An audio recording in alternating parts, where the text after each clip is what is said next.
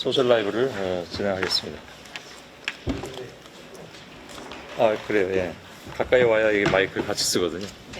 이 정도 넣으면 되죠? 예. 두 분이 잘 쓰세요. 우리는 이렇게 쓸 테니까. 아, 네. 박유미 기자와 허진 기자가 나와 있는데 안나경 앵커가 혹시 두 사람을 보고 느낀 점이 없나요? 느낀 점이요? 예. 뭘 느껴야 할까요? 못 느끼면 할 수 없고 드레스 코드를 맞춘 것 같지 않아요? 니트에 네. 니트 안에 레이어 들이면서 네. 일부러 맞춘 건 아니고 입고 나온 네, 그냥. 저는 그래요? 오늘 사실 출연하기로 예정이 돼 있었고 네. 저는 저는 박유미 갑자기- 기자는 아니었는데 아, 그래요? 들어와 보니까 이렇게 됐습니다. 예. 마음이 잘 맞았나? 이미 심신상해서 보기가 좋네요. 네, 예. 감사합니다. 누나죠? 아니요, 아니요. 어, 그러니까 뭐 나이로는 제가 뭐 조금 네, 많습니다. 선배인데 오빠. 아, 그래요? 네, 그러니까 흔히 얘기하는 기수는 박유미 기자가 위고. 네, 아, 그래요? 미안합니다, 이게. 아닙니다. 예. 그렇습니다.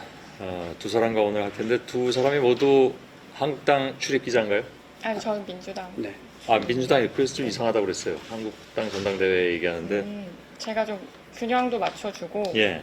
국회 상황도 좀 같이 전달을 해드리려고 그렇군요. 나왔습니다. 얘기가 좀 더 풍성해질 수가 있겠네요. 네, 그러니까 한국당의 상황에 대해서 어떻게 보면 가장 즐겁게 바라보고 있는 곳이 또 민주당일 수도 있으니까 그러니까 상대당의 또 입장이라든가 또 상대당은 이 남의 당의 전당대회를 보면 좀 긴장해야 되는 거 아닌가요? 근데 왜 즐겁게 바라본다고? 근데 지금 그쪽에서 워낙 뭐 여러 가지 얘기들이 나와서. 그죠, 상당히 사실 이 전당대회가 이런 논란에 빠지기 전까지는 한국당이 예. 상대적으로 지지율이 상승세에 있었고 예. 민주당은 좀 하락세에 있었는데 예. 지금 전당대회가 약간 극단으로 흐른 뒤에 약간 그 지지세가 멈췄거든요. 아, 반사이 정당 지지율만 보면 반사이익을 사실 민주당이 보고 있는 셈이죠. 그런가요? 예. 이른바 이제 컨벤션 효과라는 게 있는데 네네. 그게 이제 그 전당대회 당일 지나면서 생기기도 하지만 이런 과정 속에서 생기잖아요. 근데 지금의 상황은 오히려 이제 그 한국당이 좀 손해 보고 있는 그런 그게 여론조사 결과가 나오긴 한 것 같은데 다른 여론조사 결과도 있나요? 지난번 건 제가 리얼미터 걸로 네. 보도를 본 것 같은데. 초에 나온 거는 약간 떨어지는 거 나왔고요. 아마 리얼미터 주중조사가 내일이 목요니까 내일 또 나올 것 아, 같고 그런가요? 예. 또 금요일에 한국갤럽이 나오는데 당내에서는 오히려 떨어지는 거 아닌가 이른바 그러니까 역 컨벤션 예. 효과가 나는 게 아니냐 이렇게 우려를 하는데 예. 뭐 조금 전에 비하인드 뉴스 하는 거 보니까 그 김준교 뭐 후보는 예. 본인이 뭐 오르는데 500원을 걸겠다 뭐 이렇게 예. 주장을 하고 있는 것 같습니다. 아니 뭐 거는 거야 본인 자유고. 네.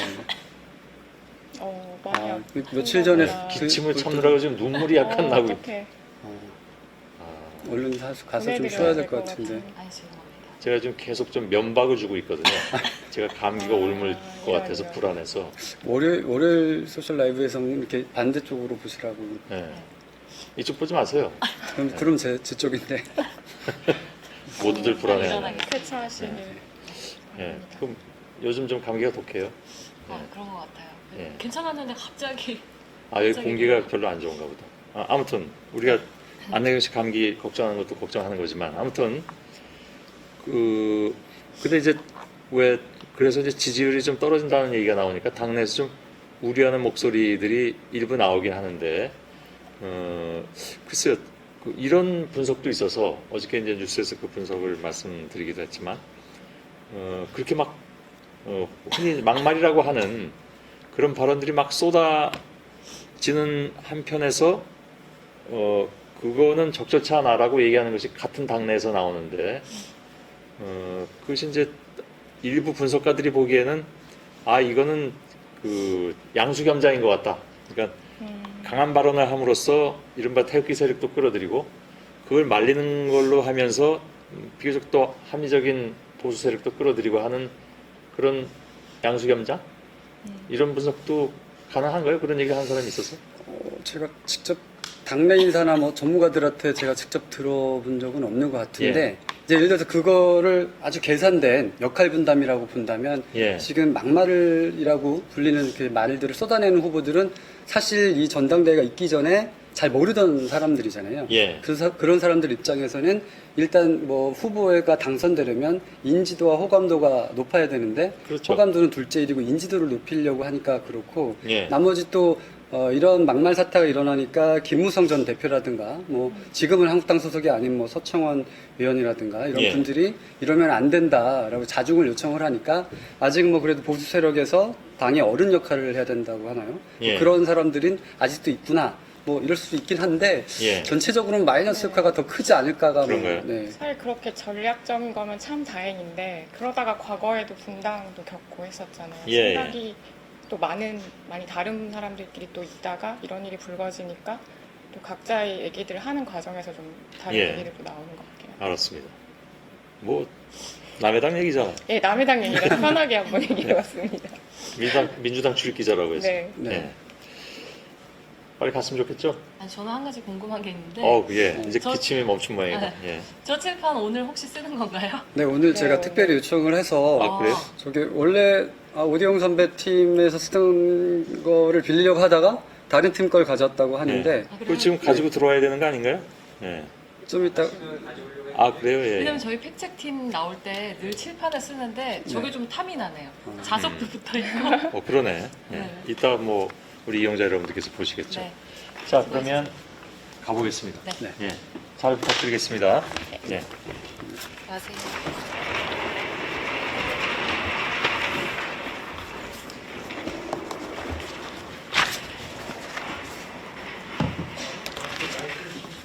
네, 네.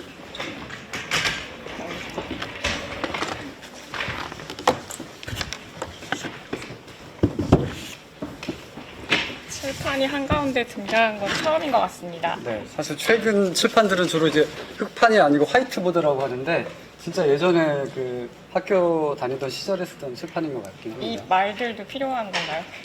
딱 보면은 색깔이 있잖아요. 파란색, 아. 빨간색. 이 색깔은 정의당 색깔이긴 한데 아무튼 각 정당을 상징하는 색깔이기도 하는데 사실 한국당 얘기 많이 듣고 싶어서 왔기 때문에 네, 네. 한- 아니 그리고 조금 전에 대화를 나눴지만 이 시점에 가장 힘들어하시는 분이 계시다고. 그러니까 의외로 저희 민주당에서 오늘 좀 굉장히 재미난 그 뭐라 해야 되나 그 게시물이 올라와서 좀 가지고 나왔는데 이게 저희 민주당 원내대변인인 강병원 의원님 그 SNS인데 보이시나요? 칠판에 비칠까요? 네. 민주당이니까 파란색 네. 단추로 좀 네. 됐습니다.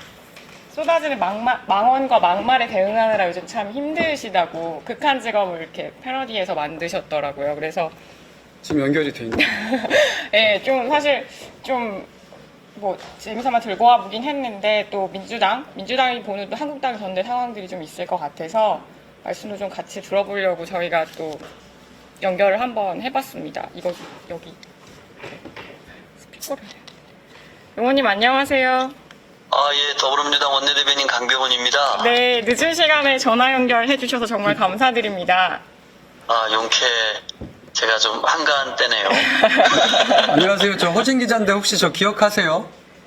그러면 기억하죠? 네. 원래 이 시간이면 대변인들은 주로 이제 기자들이나 아니면은 뭐 다른 이 당원분들과 함께 네. 이렇게 당의 미래에 대해서 고민하는 시간인데 너무 맨정신이신 것 같기도 하네요. 원래 예, 네네. 항상 이렇게 그러시구나. 준비된 네. 대변인이십니다. 맞습니다. 그 의원님 전화 연결 드린 건 다름이 아니고요. 지금 네네네. 뭐 어쨌든 한국당 전대가 굉장히 시끄럽게 흘러가고 있고 의원님이 뭐 이제 패러디물로 올려주시긴 했지만 어쨌든 그 민주당에서 지켜보기에도 여러 가지 좀 뭐 껄끄러운 상황들도 좀 많이 있잖아요. 논평도 사실 세게 많이 말씀을 하고 계시는데 그 네네. 옆에서 보시는 이제 한국당 전대 상황 그리고 이제 계속되는 그 불편한 말들이 계속 이어지고 있잖아요. 요거 좀 간단하게 관전평 좀 듣고 싶어서 연락을 드렸거든요. 예, 한국당, 보통 이게 전당대회라면 컨벤션 효과라 그러잖아요. 그래서 이제 그 당의 현재 좀 처해 있는 상황이라든지, 그래서 우리 당이 좀 어떻게 나아가야 될지, 미래 비전, 이런 걸 보여주면서 그 당의 지지율이 좀 올라가는 게 일반적인데, 이번 한국당 전당대회는 아주 특이합니다. 정말 이게 무슨 뭐 막말 대잔치를 하는 것인지, 누가 더 막말을 더 잘하나, 아니면은 우리 당을 정말 극우 정당으로 이끌어 가겠다라는 포부를 밝히는 전당대회가 되어버린 것 같아요. 저희가 과거에는 홍준표 전 대표 한 사람만 그 막말에 대응하면 됐었는데 이제는 너무 많은 사람들이 망언과 막말을 해대고 있어서 진짜 원내 대변인이 극한 직업이 되어버렸습니다. 네. 네, 너무 안타깝습니다. 아니 저 원내 대변인께서도 뭐 극한 직업 영화 봤고 뭐 저도 봤는데 사실 민주당 원내 대변인 입장에서는 그 극한 직업이라기보다는 좀 다소간에는 약간 즐기는 위치에 있을 것 같긴 한데 솔직하시지 않은 포스터 같기도 하거든요. 근데 요 그 한국당 정당대회 지켜보고 계실 텐데 솔직히 좀 민주당 입장에서는 누가 대표가 됐으면 좋겠다. 이 사람이 링 위로 올랐으면 좋겠다. 누가 좀 많이 좀 거론이 되나요? 뭐 그 시중에 황나땡이라는 말이 있었지 않습니까? 네네. 황교안이 나와주면 땡큐다라는 말이 있었는데 네네. 최근에 그 TV 토론에서 황교안 후보가 보여준 모습은 너무너무나 실망스러운 모습입니다. 특히 이제 박근혜 대통령 탄핵에 대해서 부정하는 얘기를 어제 TV 토론에서 하지 않았습니까? 그리고 또 오늘 TV 토론에서는 선택지가 O와 X밖에 없었다. 나에게 선택지가 세모가 있었으면 세모를 선택했을 거라고 하면서 또 탄핵을 아쉬워했던 그런 것들도 뒤집고 있는 말을 하고 있던데요.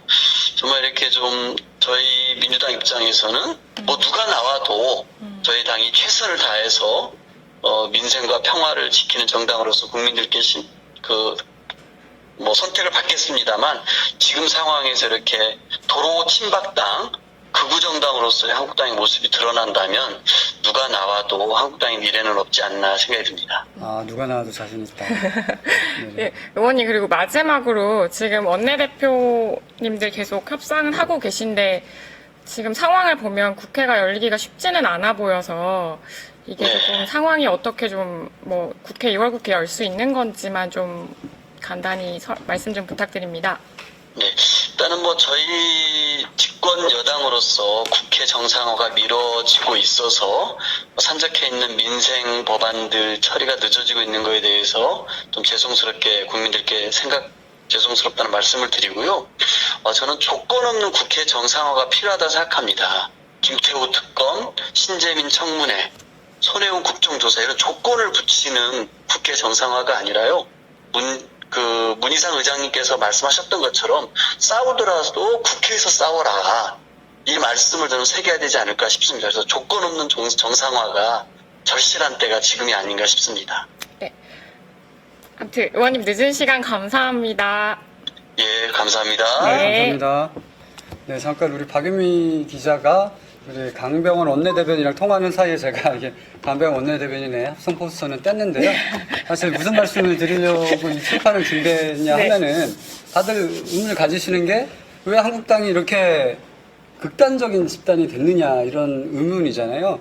그래가지고 일단은 제가 두 가지 방향에서 한번 설명을 해드리려고 나름대로 좀 생각을 했습니다. 먼저 경제학 혹은 정치학 그리고 사회과학에서 이 중위 투표자 이론이라는 게 있거든요. 갑자기 무슨 뭐 학구적인 얘기냐 이렇게 하면 아주 쉬운 건데요. 제가 간단히 그래프로 그려서 설명을 드리겠습니다. 자, 이게 2012년 이 대선 상황이 큰 대자가 있어요. 오랜만에 한자를 쓰다 보니까 약간 틀렸는데 2012년 대선인데요.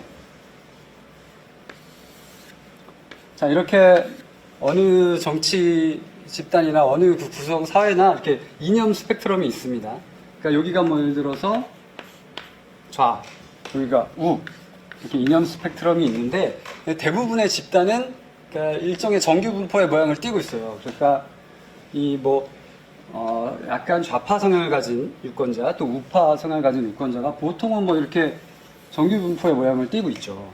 그래서 대부분의 유권자들이 이렇고 각 당은 어떤 거냐? 예를 들어 2012년 대선 같은 경우는 그때 문재인 당시 후보 그리고 또 박근혜 당시 후보가 있었는데 이게 정 가운데의 한 중도의 위치라고 봤을 때 문재인 후보, 민주통합당 후보였죠. 문재인 후보는 이 정도 위치에 있었어요. 그리고 빨간색이죠. 당시 새누리당 후보였던 박근혜 후보 정도는 이 정도에 있었습니다. 그러니까 그 각 당의 지지자들이 갖고 있는 그 스펙트럼인 거죠. 그런데 그 2012년 대선에는 물론 이정희 후보도 있긴 있었는데 대선이 결과적으로 양 세력이 정말 강대강으로 맞붙는 이 각 집단이 최대한의 힘을 압축해서 그 유권자들을 끌어모아서 투표장으로 부르는 그런 힘이 충돌한 선거였는데, 그렇기 때문에 결국에 유권자 중에 가장 많은 수를 차지하는 이 중원을 잡기 위해 박근혜 후보가 당시에 뭐 경제민주화를 얘기를 했고요. 그리고 또 문재인 후보 같은 경우도 기업들을 규제해야 된다는 얘기도 했지만, 그렇다고 해서 투자를 해야 된다. 다른 일종의 이거는 보수의 어젠다라고 할 부분도 상당 부분 수용했거든요.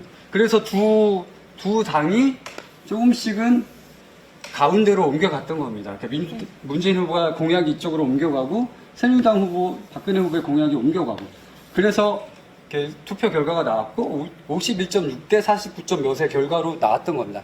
이게 바로 2012년만 해도 좌우 유권자들이 거의 팽팽하게 맞서던 시절인 거죠. 근데 지금 한국당의 상황이 어떻게 되느냐?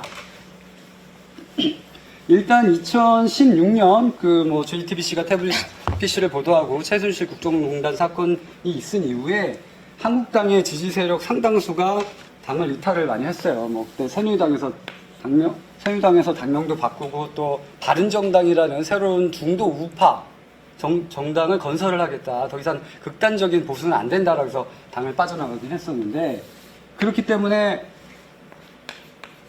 당시에 이제 한국당 같은 경우 2012년에 박근혜 후보가 위치했던 위치가 여기라면 더 왼쪽으로 갔던 거죠. 아니, 더 오른쪽으로 갔던 거죠.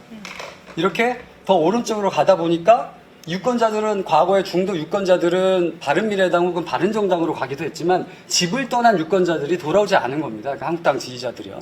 그런 상황에서 어떤 일이 벌어졌냐. 지난해 연말부터 시작을 해서 이른바 태극기 부대, 김진태 후보를 적극 지지하는 후보들이, 당원들이 적극적으로 한국당에 들어옵니다. 그래서 김진태 후보의 주장은 한 3만여 명이 입당을 했다고 하고, 그리고 당에서는 대충 8,000명 이상이다라고 얘기를 합니다. 그렇기 때문에 지지자들이 오히려 한국당 당원의 구성이 오히려 그 와중에 또 더 오른쪽으로 갈 수가 있었던 거예요.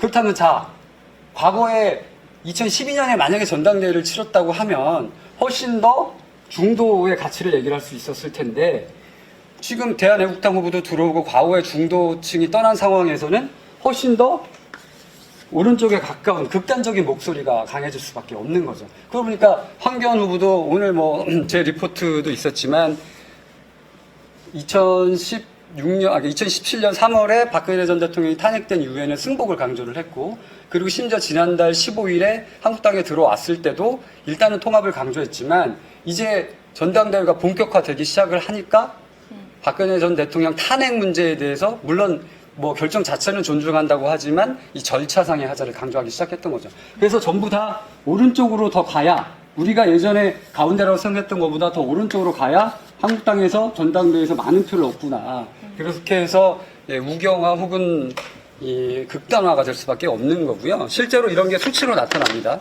그러니까 2017년의 7월이죠. 여름에 홍준표 전 대표가 당선됐을 때 한국당의 책임당원의 숫자가 16만 명인데 지금은 약 33만 명이 됐다고 합니다. 2배가 됐는데 그 구성비가 상당 부분 약간은 박근혜 전 대통령의 탄핵이 더 억울하다고 생각하는 그런 유권자가 늘어났던 거죠.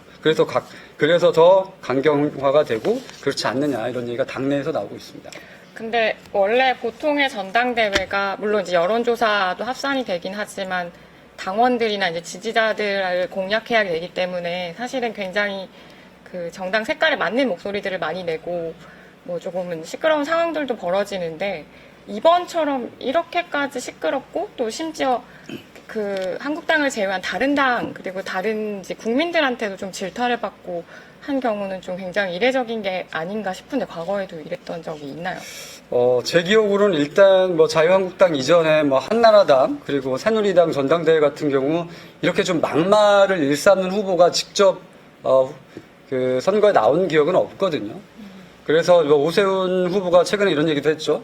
정통 보수 정당인 이 자유한국당이 이렇게까지 될지는 몰랐다라고 얘기를 했는데, 한국당 외에 사실 민주당도 2011년 12월이죠. 그때 당시에 손학규 당시 후보, 박지원 당시 후보가 시민사회가 다 통합을 해야 된다.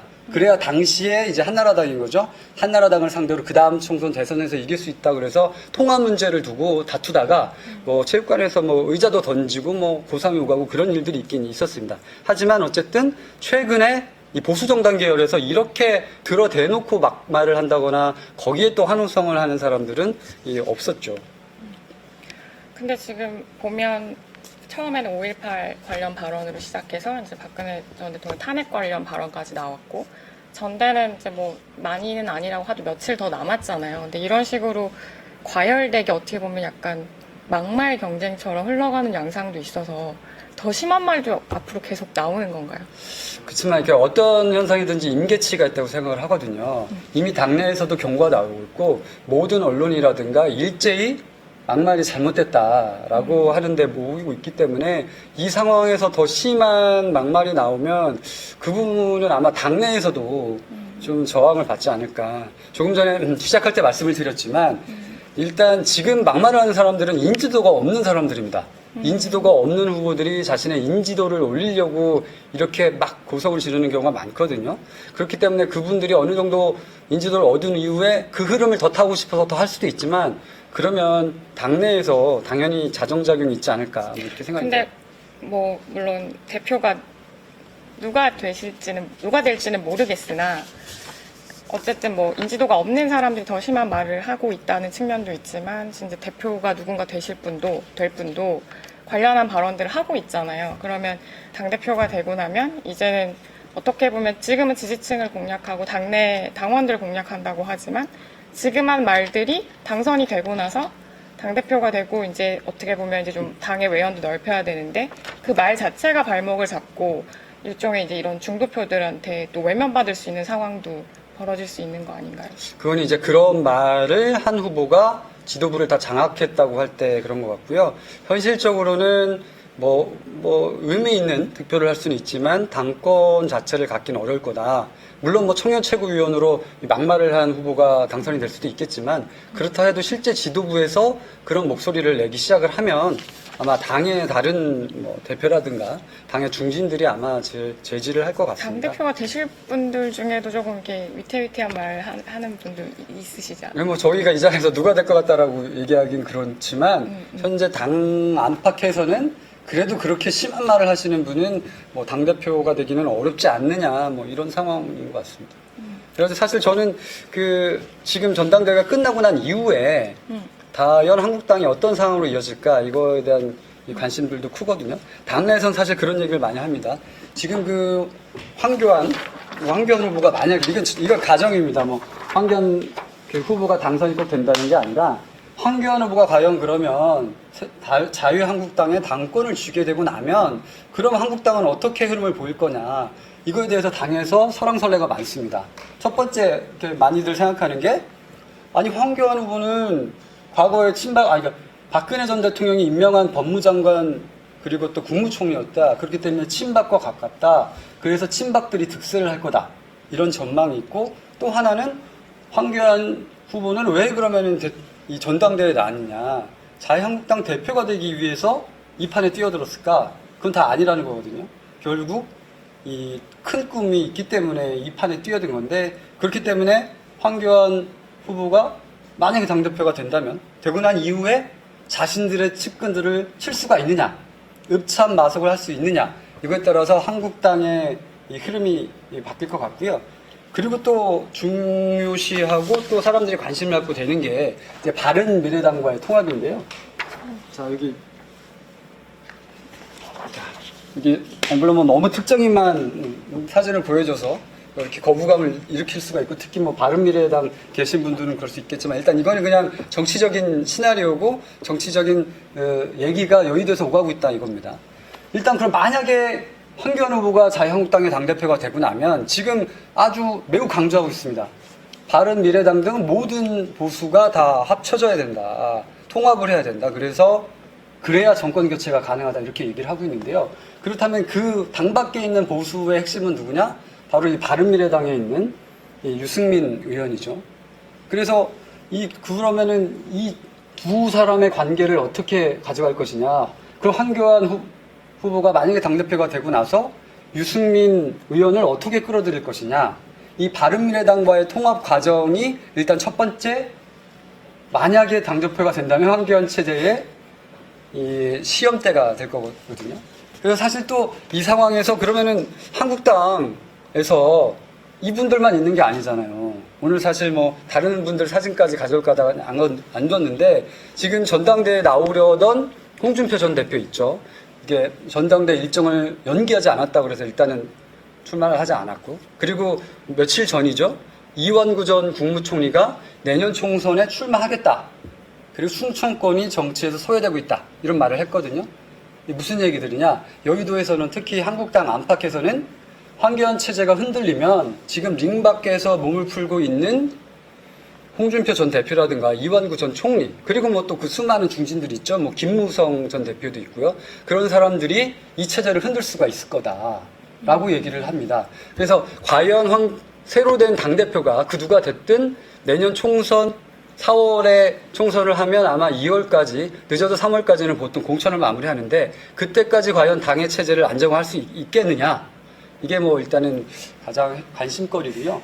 사실 한국당만 시끄러운 게 아니잖아요. 지금 민주당 기자 나와 계신데 한국당 기자들보다 사실 좀 당 자체 업무는 별로 없잖아요. 그러니까 민주당도 요즘 당이 좀 시끄러질 것 같은데. 예. 저는 여당으로서 잘 준비를 네. 하고 있겠죠. 근데 사실 요즘 느끼는 거는 이제 총선이 1년여 남았구나라고 느끼는 거는 진짜 한국당 얘기도 한참 했지만 민주당도 지금 김경수 지사 구하기 사실은 연이어서 계속 그 뭐 판결문 분석도 하고 센 발언들을 이어가고 있는 게 어떻게 보면 집토끼 단속 차원이거든요. 이게 뭐 어찌 됐든 어떻게 보면 막 집권 여당이 어떻게 저렇게 사법부에 대한 강한 비판을 하느냐, 판결문 분석까지 하면서 어떻게 저렇게 세게 말을 하느냐라고 하는데 그것도 보면 사실 민주당 또 지지층을 공략하는 측면이고 한국당은 또 한국당대로 지금 이제 그 관련된 또 센 발언들을 하면서 집토끼 단속들을 하는 건데, 근데 그렇게 치면 뭐 지금이 아주 뭐 군소정당이라고 하지만 지금 뭐 바른미래당이나 민주평화당 의원님들도 들썩거리고 있는 건 사실이거든요. 그리고 뭐 유승민 의원 뭐 지금 한국당에선 당연히 다 합쳐져야 될 보수라고 생각을 하지만 또 민주평화당이나 바른미래당 입장에선 또 중도층을 아우르는 또 엄청 또 뭐 일당을 만들어보자 또 이런 생각을 갖고 계신 중진 의원님들이 또 꽤 계세요. 왜냐하면 4월이면 네네. 또 민주당도 이제 공천 룰 정하고 공천 또 이제 과정도 슬슬 시작되기 때문에 과거 국민의당이 만들어진 것처럼 민주당에서 나오신 분들이 또 이 안에서 또 어떤 또 움직임들이 있으실지 모르는 터라 네네. 굉장히 올해 좀 여러 가지로 시끄러울 것 같습니다. 지금 시간이 뭐 20분이 지났다고 안내 표시가 와서 한 가지만 여쭤볼게요. 저한테요? 네.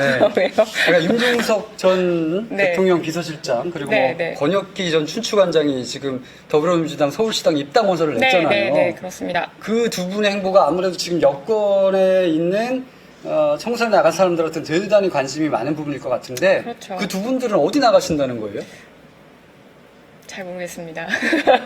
고민들을 하고 계시겠죠. 네. 아니, 그러니까 한국당에서는 그 두 분들 중에 뭐 임종석 전 비서실장 같은 경우는 굉장히 중요한 지역으로 그래. 나가시겠죠. 본인이 원래 임종석 전 비서실장이 지난번 총선 때는 뭐 은평에 도전했었지만 원래 이 저쪽으로 본인 지역구가 저기 어디죠? 성 뭔데 갑자기 생각이 안 나네.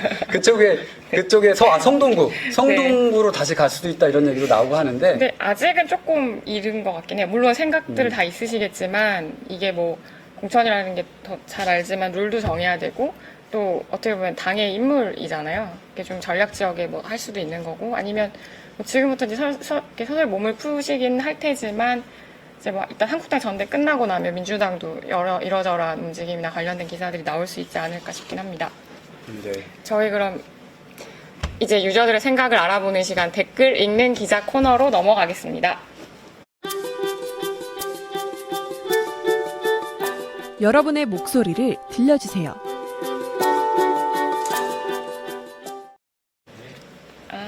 같이 보실까요? 네, 보시죠. 징계 이거 뭐라 돼? 네, 지금 서샤인님이 전대후에 징계위 언제 열려요? 징계될 가능성 있을까요?라고 질문하셨는데 아마 한국당 징계를 얘기하는 것 같습니다. 네, 한국당은 일단 그 김진태 후보 그리고 또 김순례 후보 같은 경우가 전당대 출마를 했기 때문에 유예가 된 거거든요. 아마 누가 돼도 물론 김진태 후보 본인이 된다면 모르겠지만 다른 누가 돼도 아마 징계위는 열 겁니다. 열 건데 실제 그 징계위가 되려면 제명이 되려면 의원총회에서 3분의 2의 찬성을 얻어야 되거든요. 근데 제명까지는 시키기 어렵다라고 얘기하는 뭐 의원들이 많이 있습니다. 그건 좀 그래서 살펴봐야 될 것 같습니다. 그렇죠. 그리고 사실은 제명을 정말 시키고 싶으면 국회 윤리위가 열려도 되는데 지금 뭐 아까 강병원 의원님한테도 질문했지만 국회 자체가 열리지 않고 있는 상황이고 그리고 사실 민주당 의원님들 걱정하는 부분은 이게 윤리가 설사 정말 아주 오랜만에 윤리가 열려서 윤리위에서 이게 어떤 뭐 제명안이 통과가 되더라도 본회의 가면 이게 제자구간 3분의 2가 찬성을 해야 통과가 되거든요. 근데 한국당 의원님들 113명이신가요? 되게 많잖아요.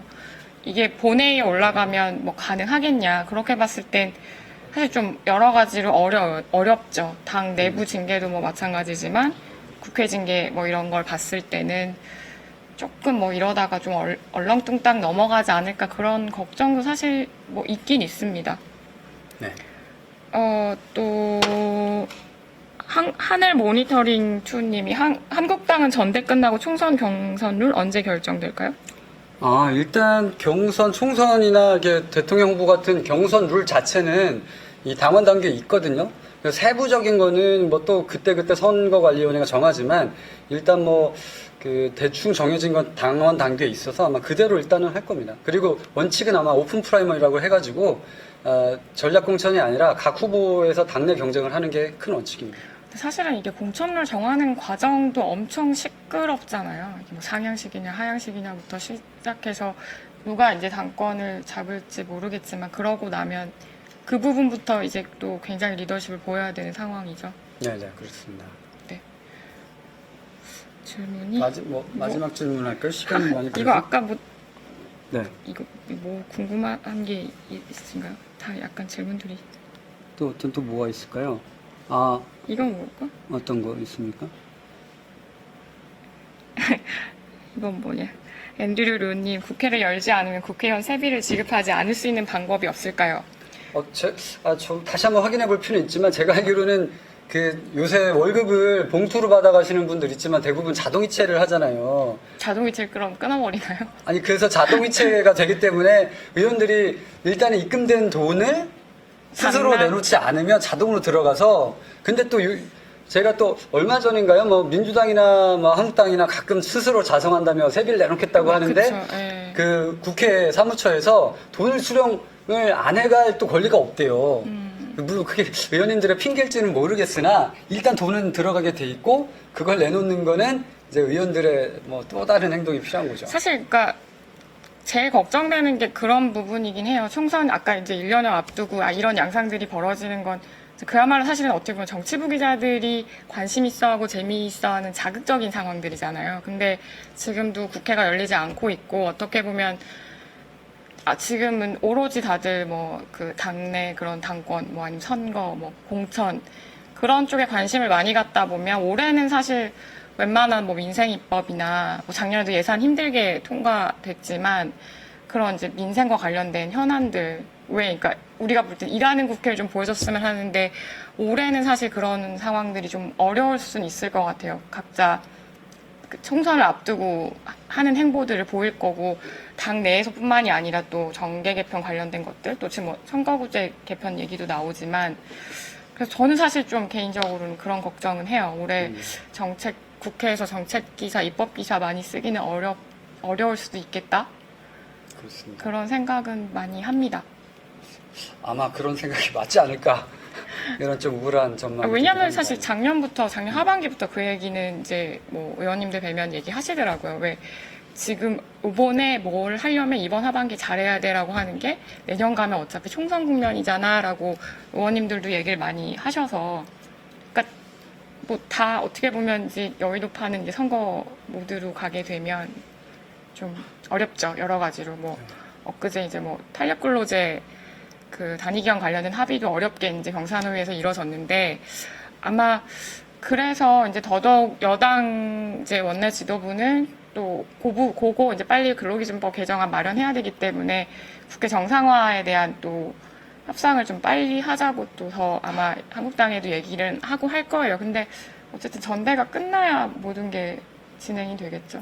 근데 아마 한국당이 전당대회가 끝나면 체제가 정비돼서 대여 공세를 더 강할 가능성이 크기 때문에 끝난다고 해서 쉽게 또 여야가 그 국회를 정상화하자는데 물론 합의는 할 수 있는데 또 상당히 또 민주당도 내놔야 될 게 많이 있을 수도 있을 것 같습니다. 왜냐하면 사실 그러니까 여당 기자 입장에선 한국당 비대위 체제가 안타까운 게 원내 지도부에서 보통 합의가 잘 안 되면 당 대표들끼리 만나서 큰 틀의 합의를 할 수도 있는데 그동안은 사실 비대위원장과 이제 이해찬 대표랑 뭐 이렇게 뭔가 협상을 하고 합의를 하기는 좀 어려운 상황이었거든요. 그래서 전적으로 원내 지도부가 그런 뭐 국회 상황 관련된 것들은 맡아서 했었고 뭐 그렇습니다. 그래서 저는 빨리 국회가 열렸으면 좋겠는데 일단은 뭐 다음 주에 뭐 북미 정상회담도 있고 사실 한국당 전대가 좀 묻히는 경향은 있지만 생각보다 굉장히 또 시끄럽게 흘러가고 있어서 주목은 또 많이 받고 있고 어찌됐든 한국당도 빨리 안정이 돼야 되지 않을까 알겠습니다.